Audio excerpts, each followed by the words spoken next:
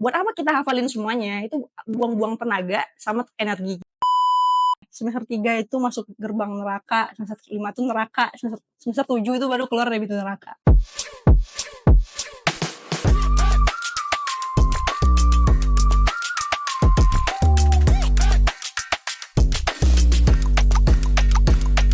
Halo semua pendengar setia Highcast.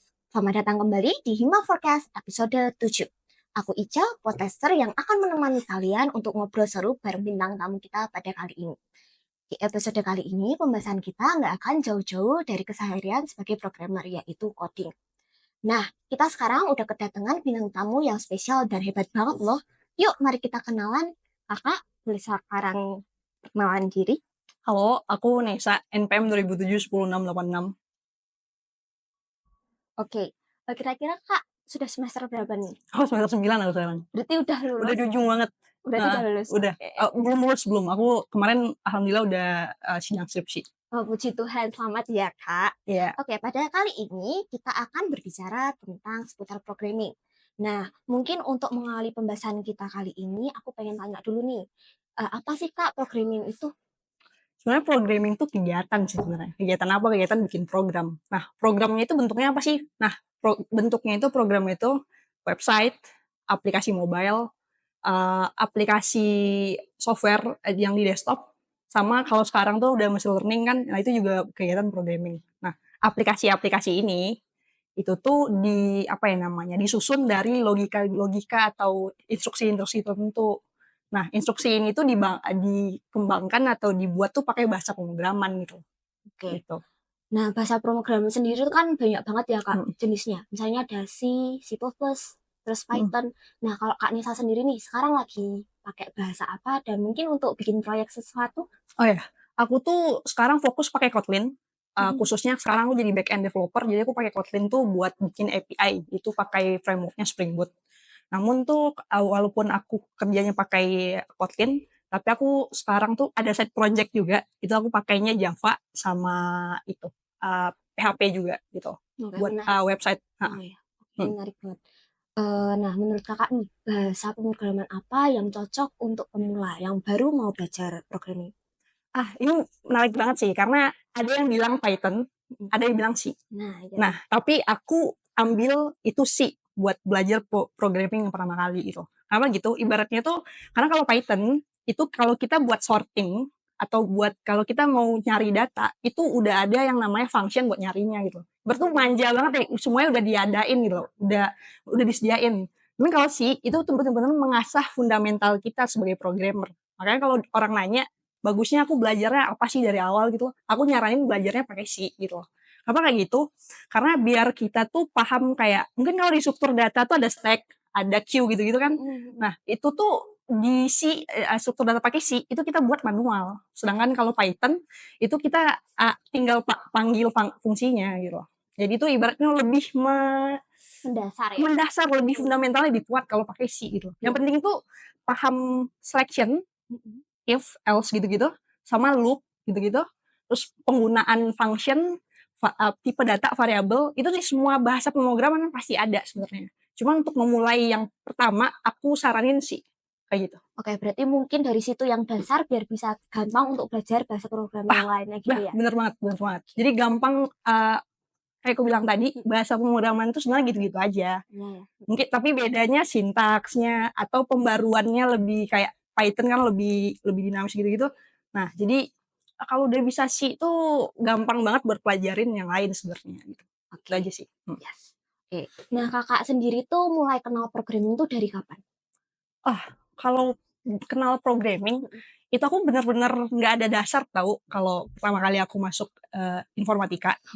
Jadi itu aku tuh belajarnya semua itu dari KSP sebenarnya. Tapi sebelum masuk KSP, aku prepare diriku, aku beli buku programming. Jadi kayak mereka tuh ajarin algoritma gitu tahu di buku itu. Jadi aku coba baca bukunya, ngikutin code-nya, terus kalian juga aku ikut KSP kan di sana. Nah, gitu. Jadi tuh membantu banget sih sebenarnya. Oke, kakak inget gak judul buku-bukunya? Mungkin biar teman-teman Highcast nih yang mau tahu bukunya, ingat gak? Aku tuh dulu apa ya? Aku dulu kalian tahu mungkin KSP belajar Raptor ya. Aku bahkan beli buku Raptor. Apa, pokoknya belajar pemrograman dengan Raptor gitu. Terus Banyak jenisnya ya mesti banyak jenisnya, aku programnya. beli cuma 2 sih. Oh, Terus satu lagi tuh belajar algoritma pemrograman dengan C++ gitu. oke. Itu buku umum sih sebenarnya itu. Kalau dicari di e-commerce dan lain-lain tuh pasti ada kok. Oke. Bagus juga buat belajar di awal-awal buat bantu belajar gitu. Mau tahu dong Kak, kan ini Kak udah bergelut ya di bidang programming. Ada nggak sih tantangan-tantangan yang Kakak hadapi untuk bidang programming ini sendiri? Kalau tantangan ya, Mhm. khususnya kayak sekarang ya di projekku yang aku lagi kerjain, itu tuh aku gunain teknologi baru sih, yang sebelumnya belum pernah aku pakai, teknologi yang sebelumnya belum pernah aku pakai. Aku gunain ke projekku, itu aku butuh, apa ya ibaratnya, waktu buat belajar teknologi itu dulu baru aku gunain. Cuma kan ibaratnya waktunya nggak sebanyak kayak kita di perkuliahan kan, kita ada waktu buat seminggu, sebulan buat ibaratnya belajar dulu. Tapi kalau ini project, kalau diminta tasnya deadline-nya 3 hari, kita harus bisa dalam 3 hari itu gitu loh. Terus ya tantangan yang kedua itu, aku paling berat tuh sebenarnya belajar sama projekan sama orang lain. Khususnya tuh Oh, tugas kelompok sih. Karena kayak kita sebagai diri kita itu kita bisa ibaratnya apa ya, kendaliin diri kita loh gitu loh. Yaitu gimana kita ngerjain tugas ini, kita selesaiin ini harus kayak gini. Tapi kita nggak bisa kendaliin orang lain. Maunya kita itu nggak bisa kita paksain ke orang lain. Jadi itu challenge-nya ya kalau aku di programming itu tuh. Terus apa ya? Ah, tantangan selanjutnya itu error sih, menghadapi error sih oke. sebenarnya. Mhm mhm. Itu tentu aja itu Kak, kayak ada error. Karena kalau aku dulu awal-awal, kalau dapat error aku langsung panik, "Wah ini apa kok nggak bisa ya?" Aku tuh padahal kan kalau di programming, khususnya sih, kalau itu kurang titik koma atau kurang tanda kurung kurawal gitu pasti dikasih tahu di bawahnya. Harusnya ya itu, jadi Iya, keterangannya gitu ya? keterangan terus baca gitu Harus loh baca. intinya. Nah itu, sampai sekarang pun juga masih kayak gitu, maksudnya kita semua itu ada gitu loh di log-nya kalau mau baca gitu. Jadi Itu betul ya. ya, jadi salahnya di mana tuh bisa ketahuan. Mungkin itu sih tantangannya sih. Oke, berarti yang pertama yang paling bikin Kakak sering panik adalah error, tapi lambat laun kan pasti udah terbiasa ya, Kak? Bener banget, kayak apa ya, Nah, jam terbang sih jam mempengaruhi sih, terbang. bener Oke, sih, heeh. baik, siap. Oke, kalau dari Kakak sendiri, ada nggak sih kesalahan yang Kakak pernah perbuat dan Kakak ingat sampai hari ini? Aku tuh pasti apa ya, aku tuh pasti banyak kesalahan ya, Mhm. khususnya di programming. Pas awal-awal aku belajar itu, aku tuh ngerasa, aku harus bisa semua. Oke. Harusnya nggak kayak gitu, aku harus fokus ke satu dulu, yaitu C aja dulu, karena aku harus ngasah fundamentalku, itu pertama. Yang kedua, aku tuh mungkin apa ya, ini, aku ngafalin sintaks. Jadi banyak sintaks tuh aku berusaha buat ngafalin. Itu nggak mungkin coy, itu nggak mungkin kita hafalin sintaks, Ca. Jadi, kalau sekarang, aku ingetnya yang penting aja kayak algoritma gitu-gitu. Jadi kalau sintaks dan lain-lain tuh tanyanya di Google, ada itu. Itu Oke. Google tuh gunanya kayak gitu, jangan malu buat googling tuh jangan malu, gitu. Karena emang buat apa kita hafalin semuanya, itu buang-buang tenaga sama energi kita buat belajar hal yang lebih penting gitu kan. Mhm. Kayak gitu. Terus yang kedua mungkin kesalahan yang ini banget tuh, aku tuh nggak dokumentasiin kodeku. Jadi beberapa projekku selama kuliah, itu tuh kan setelah lama kita nggak buka projeknya lagi, kadang-kadang kan ada update dependensi tertentu lah dan environment-nya juga udah beda. Itu pas kita mau run lagi programnya, itu udah nggak bisa di-run. Jadi pas kita mau bikin portofolio, Mhm. jadi ya itu kita nggak bisa liatin hasilnya karena dari awal nggak didokumentasiin. Maksudku dokumentasi diliatin gambarnya atau Iya. masukin ke GitHub programnya, kasih komen buat jelasin ini kodenya buat apa. Yang paling penting tuh di itu sih kayak di SS masukin ke GitHub di README-nya biar kayak kalau bikin portofolio itu apa, kalau recruiter tuh nggak mungkin nge-run program kita di GitHub tuh nggak mungkin. Mereka tuh lihat hasil jadinya, yaitu harus didokumentasiin kayak aku bilang tadi. Nah, itu berarti ternyata sepenting itu ya untuk mendokumentasikan project yang kita buat. Berarti kan udah ngomongin kesalahan nih. Tapi kan pasti ada tuh hal yang menyenangkan yang pernah Kakak alami selama Kakak bergelut di bidang pemrograman sendiri tuh apa tuh? Menyenangkan apa ya, Mhm. aku ngerasa, eee, apa ya, aku tuh bisa bikin produk gitu loh. bahkan aplikasi-aplikasi yang receh, aku tuh bikin aplikasi mobile ini sumpah receh banget. Itu fakta, ya bikin aplikasi fakta fun fact dunia itu loh. Jadi kalau aku pencet tuh kan ke-generate, lucu banget sih. Terus aku juga bikin buat Discord yang buat seru-seruan aja gunanya. Itu juga kayak perasaan senang itu, kita bisa sesuatu itu kasih dopamin ke diriku buat aku seneng. Jadi itu nagih, pengen lagi, itu sih Ya sebenarnya sih. candu gitu Iya ya, candu, Kak. rasanya kayak gitu. Dan ya, kita tahu ya Kak, kalau belajar programming aja tuh sebenarnya nggak cukup kan kalau cuman di kelas gitu, pasti Hmm, waktunya kurang. Nah, cara Kak Nesa nih belajar programming selain di kelas itu gimana? aku tuh banyak ikut Oke. course online, jadi itu modelnya pertama yang video yang di Udemy, itu aku banyak tuh. Terus sama yang modelannya baca, yaitu di coding. Nah, kebetulan cara aku belajar tuh dua-duanya, dari lihat video sama baca. Jadi kalau mau belajar programming di luar kelas, mungkin ini dulu deh apa namanya, sesuaiin dulu sama cara belajarnya. Oh, suka baca kah atau suka video? Kebetulan karena aku suka dua-duanya, jadi aku ikutnya course online kayak gitu. Nah, kelas yang aku ambil, nah itu tergantung yang lagi pengen aku pelajarin biasanya. Kalau dulu awal-awal aku ambil course-nya yang belajar website full stack tuh, dia belajarin semuanya. Mungkin kalau yang di Udemy mungkin ya itu dia agak berbayar kan kalau Udemy. Mhm. Cuma kalau yang gratis di YouTube banyak kok kalau buat yang video. Terus kalau yang eee, yang baca, yang di decoding, nah itu aku dulu tuh sering ambil kelas beasiswanya IDCAM teman-teman.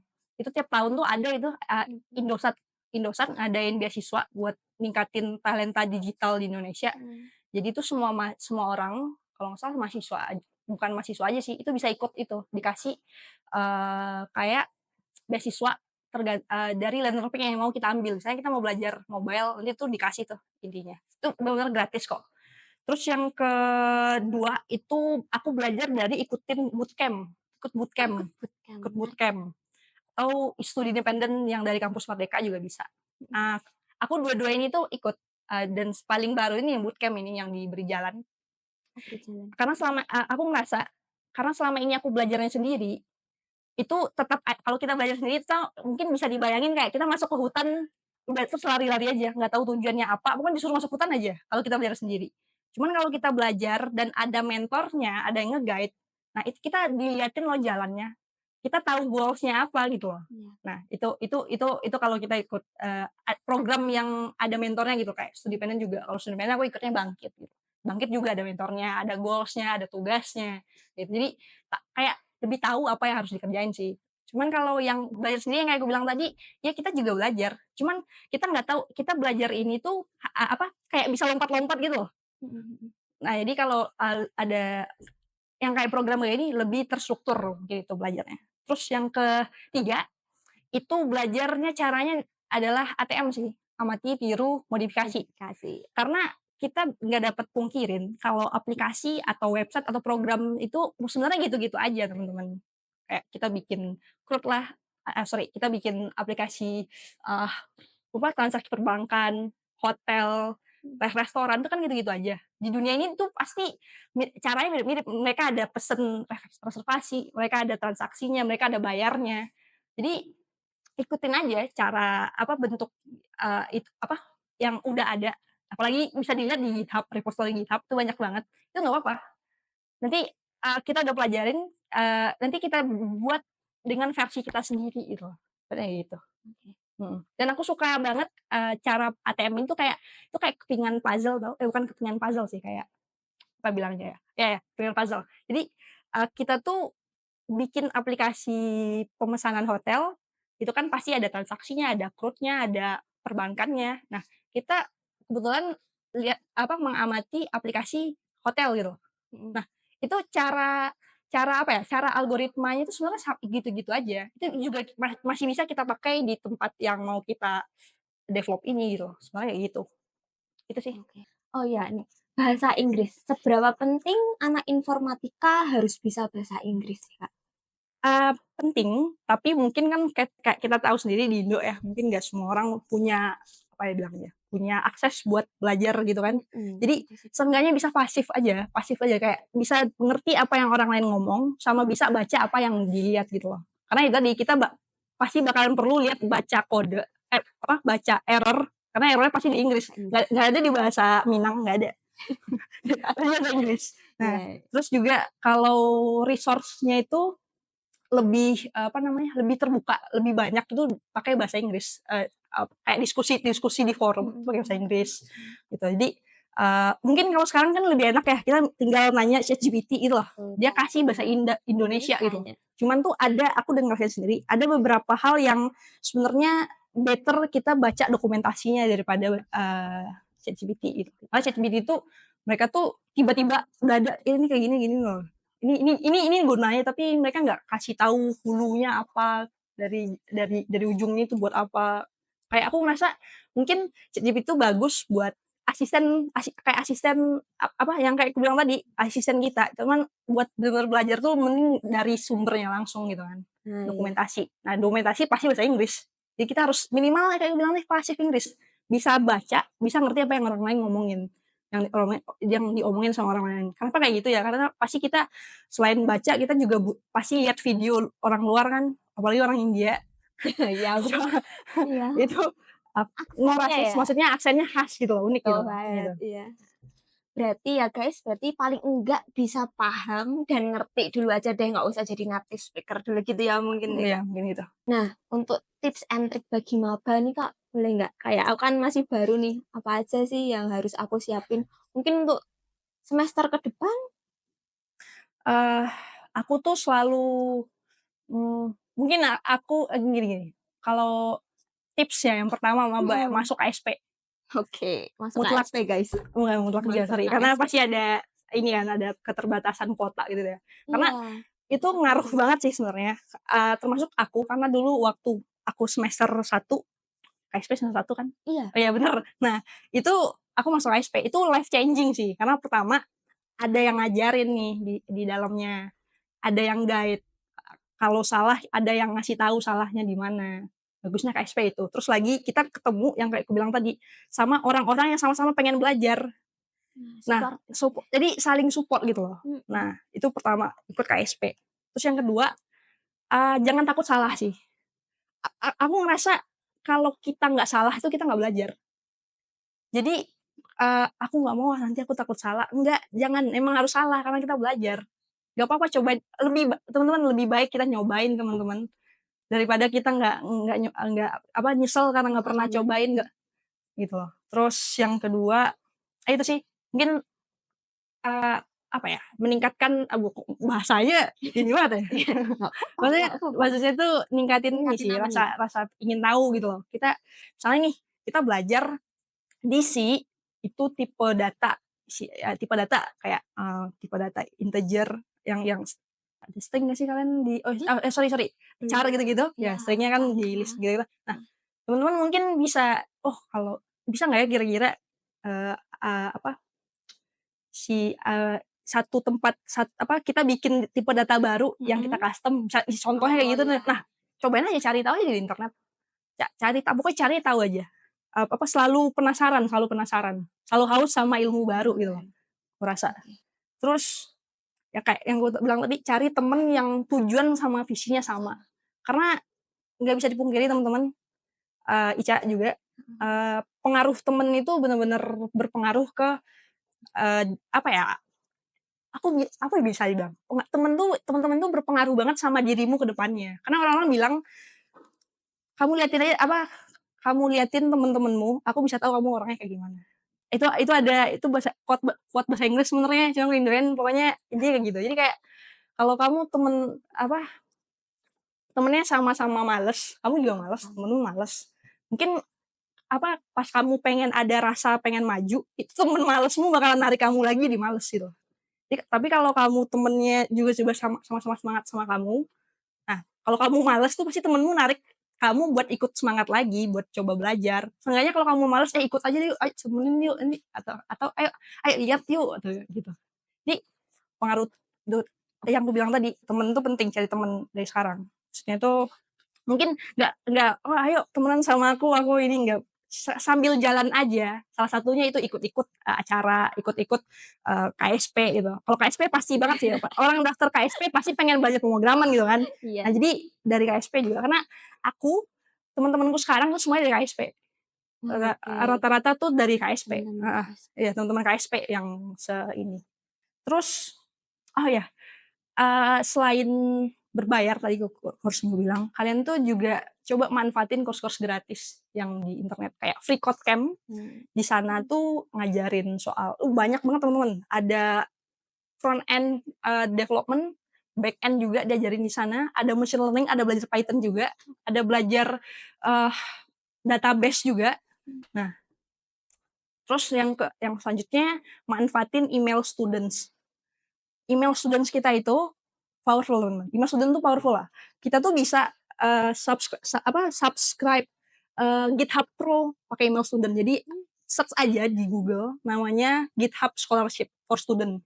Nah itu setahun sekali pasti kalau kita ininya pakai email student itu bakalan dikasih kok akun GitHub Pro. GitHub Pro ini apa? Teman-teman bisa gunain Copilot.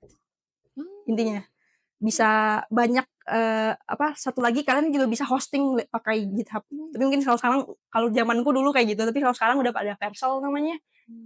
Itu juga bisa. Tapi selanjutnya bisa pakai email student tuh bisa dapat kredit $100 Azure Cloud Azure. Cloud Azure itu bisa buat VM. Mungkin orang-orang teman-teman yang suka mau jadi cloud developer atau hosting aplikasinya ke cloud itu juga bisa dari sana mungkin ininya. Pokoknya yang mau bisa mau coba semuanya itu bisa di Azure itu. Salah satunya itu yang cloud gitu ya. Terus selanjutnya tuh mungkin yang software yang JetBrains namanya, JetBrains for Student itu juga ngasih teman-teman tiap tahunnya setahun sekali itu akun pro juga. Itu kenapa akun pro? Teman-teman bisa akses aplikasi software mereka yang IntelliJ, yang Ultimate, dan software mereka yang berbayar lainnya. Karena JetBrains itu ya salah satu perusahaan teknologi yang kalau aku jujur aku tuh suka sama IDE-nya. Kalau aku lebih nyaman ini sama. Tapi kalau teman-teman lebih suka Visual Studio Code ya oke aja. Jadi ya intinya itu teman-teman, manfaatin akun email student. Itu powerful banget. Bahkan bukan cuman soal belajar pemrograman atau manfaatin tools-tools yang ada. Akun email student itu juga bisa buat subscribe Spotify for student, lebih murah. Iya, pernah denger itu. Nah, itu juga ada. Dan masih banyak lagi sih. Notion, kalau teman-teman tahu Notion itu untuk bikin note, bikin ibaratnya project management gitu-gitu, itu juga bisa pakai dapat pro-nya dari email student. Jadi benar manfaatin email student teman-teman. Untuk aku yang maba baru tahu banget nih Kak kalau email student itu powerful tuh. Iya. Andre kan dulu ada yang ngasih tahu dari awal ya. Aku tahunya dulu baru semester 4 sih kalau bisa kayak gitu. Terus ini sih yang paling penting banget, ikut komunitas, ikut conference atau ikut workshop. Pokoknya yang ada orang lain mau sharing ilmunya ke kita, itu ikut aja teman-teman. Itu benar-benar bermanfaat loh, kayak benar-benar membuka pengetahuan, ternyata ada loh hal kayak gini gitu. Karena kan kalau maba itu ibaratnya tuh masih gelas kosong ya. Banget sih Kak. Bener-bener harus nyoba banyak hal gitu, biar kita tahu nanti kedepannya bisa aja nih aku nggak suka ngoding yang development, aku maunya jadi data analyze, atau aku mau jadi yang lain lah gitu loh selain ngoding, atau sukanya memang ngoding gitu loh. Jadi tuh dari awal tuh aku saranin emang nyobain semuanya. Tes ombak. Ya, tes ombak dulu. Nah, kalau teman-teman takut nanti nggak suka atau nggak suka dan nggak bisa gimana? Ya nggak apa-apa, karena baru belajar, nggak apa-apa nggak bisa. Ya kalian keep going aja, nggak apa-apa, tinggalin aja dulu, cobain aja yang lain dulu gitu. Tapi ini khusus buat mencari tahu kalian apa ini, bukan bahasa pemrograman apa. Kalau bahasa pemrograman aku sarannya masa 1 gitu. Nah, gitu. Terus mungkin ini sih, karena mungkin kedengarannya ambisius banget ya yang ngomongin ini. Cuman jangan lupa buat relax. Tenang dulu, jangan wah aku takut ketinggalan nih temenku udah jauh, jangan. Terus istirahat yang banyak, minum air putih yang banyak, jangan lupa makan teman-teman. Terus yang paling penting tuh jangan pernah bandingin diri kita sendiri sama orang lain. Karena walaupun sama-sama teman kita, jangan pernah bandingin diri sama orang lain. Lawan kita itu diri kita yang sebelumnya. Waktu diri kita sebelumnya itu bisa sampai sini, gimana kita caranya diri kita yang sekarang tuh bisa sampai sini. Diri kita yang harus kita bandingin sama yang sebelumnya, bukan sama orang lain. Karena sama orang lain tuh beda-beda, nggak bisa dibandingin. Orang-orang punya garis startnya yang beda. Contohnya aja deh, kalau misalnya ada temenku yang dia udah belajar dari SMA. Kalau aku bandingin diriku sama dia, pas aku, berarti aku gagal ya. Pasti mikir, berarti aku gagal ya. Aku dulu nggak belajar ya. Nggak bisa kayak gitu. Mulai aja dulu. Gitu. Intinya gitu sih. Kayak intinya jangan bandingin sama orang lain. Tapi fokus ke diri aja. Ke diri sendiri aja. Nah itu. Mungkin itu sih saran dariku. Nah, ada nggak sih kakak pernah nggak di titik terendah kakak saat informatika? Iya. Semester 5 teman-teman. Semester 5. Kayak yang gue bilangin ya, semester 3 itu masuk gerbang neraka, semester 5 itu neraka, semester 7 itu baru keluar dari pintu neraka. Mungkin terakhir sih kak, kita sebagai maba gitu, pesan untuk kakak di semester 2 aja nih, apa nih? Boleh di spill mungkin kayak kita bakal dapat kejutan apa gitu nih di semester depan? Semester 2 itu ada daspro. Okay. Jadi kalau teman-teman yang nggak ikut KSP pasti kaget. Itu aku rasa tiap tahun pasti kayak gitu. Cuman kalau misalnya teman-teman udah nggak ikut KSP, mungkin teman-teman mulai nyicil belajar dari sekarang sih. Di YouTube banyak kok. Gitu. Itu aku selalu menyarankan setiap semester, misalnya nih kalian tuh semester 1 sekarang mau masuk semester 2 dan kalian tuh pasti udah tahu dong matkul apa aja yang ada semester 2. Coba ibaratnya coba explore sih materi yang bakalan dikasih semester 2. Jadi kayak udah ada intronya gitu loh kalian tuh. Udah ada gambaran bakal kayak gini deh kayaknya. Kalian udah siap ya. Iya, karena kalau kaget itu kadang-kadang bikin panik dan blank gitu loh. Tapi kalau kalau kita udah siap, maksudnya tuh siap nggak harus bisa semua, tapi itu kita bisa tenang buat menghadapinya. Gitu. Dan gitu juga kayak masuk ke dari semester 4 ke semester 5, itu beda banget. Semester 4 semester 5 kan itu tadi belajar web duluan. Aku selalu menekan aku bilang dari sekarang coba belajar website sih. Gitu. Karena kenapa kayak gitu? Biar teman-teman tuh dari sekarang tuh punya banyak portofolio juga, terus juga bisa ikut banyak lomba juga di bagian programming gitu loh, contohnya website. Nah, kenapa aku nggak langsung nyaranin mobile, karena mobile tuh mungkin beberapa kali lipat lebih susah daripada website. Jadi mungkin coba website dulu, kalau emang suka nanti udah suka mobile nggak apa kok pindah mobile aja. Jadi aku saranin kayak gitu sih. Terus apalagi ya yang aku saranin ya? Itu sih, jangan bandingin diri sama orang. Proses kita sama orang lain jangan dibandingin. Gitu sih. Fokus ke diri aja. Selalu berusaha lebih baik dari sebelumnya. Itu aja. Nah, Kak Nesa, sekarang kita udah ada di penghujung podcast ini. Terima kasih banyak Kak Nesa atas sharing pengalamannya, ilmu barunya, dan tips and triknya untuk kita semua. Oh iya, Highcast akan selalu tayang setiap Jumat pertama di awal bulan dan akan diupload di YouTube Hima4K UAJ. Jadi jangan lupa teman-teman untuk pantengin terus update-annya.